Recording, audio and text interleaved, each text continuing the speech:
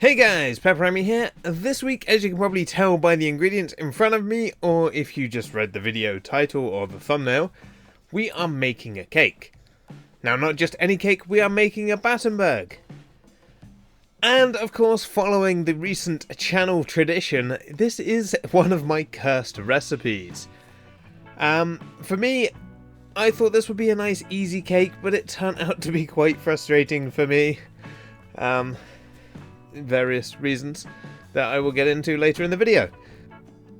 Now, you want to start by preparing a square cake pan / mold or a loaf pan. Now, personally, I think using a square pan would work better than the loaf pan, as I found out later on after baking. But to prepare the pan, fold some aluminium foil in half and place it down the middle of the pan. You may need to place extra aluminium in the pan in order to form a seal along the bottom so batter can't get underneath. And this will give you the divide in the pan that you need for the two different colours of batter.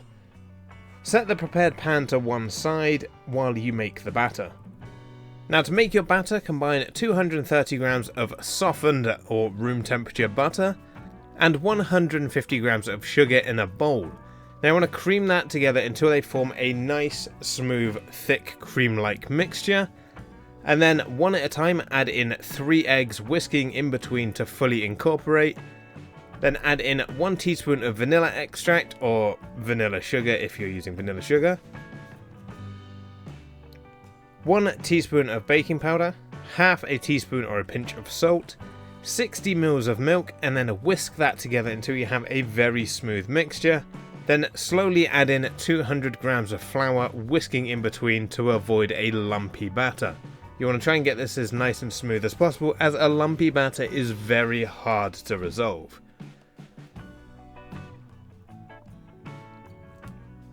Then divide your batter between 2 bowls and add in desired food colourings and optionally flavours. Now, I went for the standard yellow and pink colours. I also chose to add some raspberry flavouring to the pink batter. And then place your batter in the prepared cake cooking vessel of your choice, making sure to keep the colours separate and avoid marbling. And then bake at 180 degrees Celsius for 25 minutes or until an inserted toothpick comes out clean. Now, mine actually took a bit longer, closer to the 30 to 40 minute range, but I think that's just down to the silicone mold that I was using rather than anything else. Now, once cooked, remove from the oven and let cool. If you used a loaf pan, you may run into the same issue as me, where the batter rose in the middle and formed, well, basically a loaf of cake. This is why I suggest using a square pan instead, as ideally the batter would rise evenly on both sides and form 2 equal rectangles. Once cooled, if your cake did form 2 even rectangles, simply cut them in half, forming squares, and trim the sides so all pieces are equal size. Now, I had to trim mine down quite a bit because it was loaf shaped, where it just basically left me with 2 squares rather than 2 rectangles, so I had to cut mine in half, which led to a taller but shorter cake, but you still get the same amount of cake, it's just taller and wider rather than a nice long Battenberg. Next, in a heat-proof bowl, add a few tablespoons of apricot jam, or if you don't like apricot, maybe a different type of jam, experiment a little bit here. And place in the microwave and brush down the cake on all sides that touch each other, and arrange in a chessboard formation. Then simply set to one side whilst you roll out the marzipan. Now, the marzipan is what actually broke me about this cake, and as the marzipan I was using was stickier than I was expecting, and it really didn't want to play fair, so I may have got a little bit irrationally mad at some marzipan. But you'll need around 200 to 300 grams of marzipan. If you're using a stickier marzipan, try what I eventually resorted to, and that is rolling it out between 2 non-stick sheets. You want to roll it out thin enough so it can cover your whole cake, but not so it reduces the structural integrity of the marzipan itself. Now once rolled out, brush the inside of the marzipan with the remaining apricot jam. This will help it stick to the cake. Think of it as a delicious, safe to eat glue.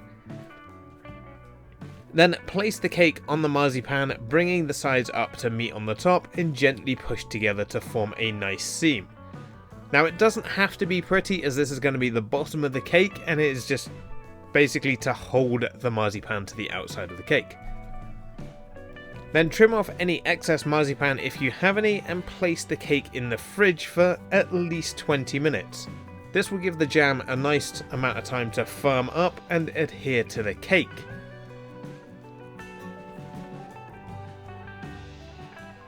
Now once your marzipan has stuck nicely to the cake, remove from the fridge and slice and serve with a much needed stress relieving cup of tea and enjoy.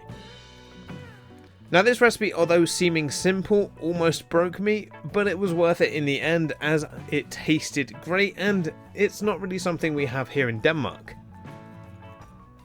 Now unlike gnocchi, it didn't quite get its place on the defeated me list, and I'm tempted actually at some point to revisit this and maybe do a chocolate alternative with like a dark chocolate and a white chocolate for the two colorings, and maybe using what I've learned doing it this time in the next attempt.